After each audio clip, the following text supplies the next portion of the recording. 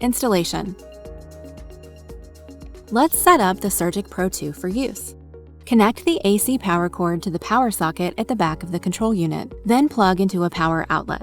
Install the foot control batteries using non-rechargeable AAA size batteries. Make sure they are inserted in the correct orientation. Insert the foot control hanger by squeezing it and aligning the guides of the hanger with the holes on the foot control. Next, mount the coolant solution hanger post and hang the saline bag. Connect the motor cord by aligning the marks on the cord connector and the connection on the control unit. Push in the connector until you hear a click. Pull the cord slightly to ensure the connector is locked in place.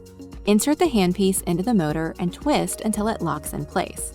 Surgery straight handpieces will need to be locked in non-optic motors only. They don't need to be twisted and locked in optic motors. To install the irrigation tube, be sure the lever of the pump is turned to open and the needle end of the tubing is facing toward the back of the unit. Bend the tubing and insert inside the spindle. Make sure the two stoppers on the tubing stay outside the pump. Turn the lever back to close.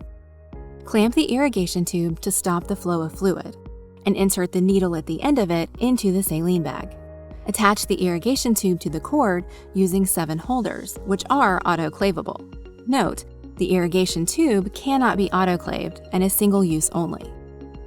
Note, packs of 10 pieces of irrigation tubes are available to purchase. Part number Y900114.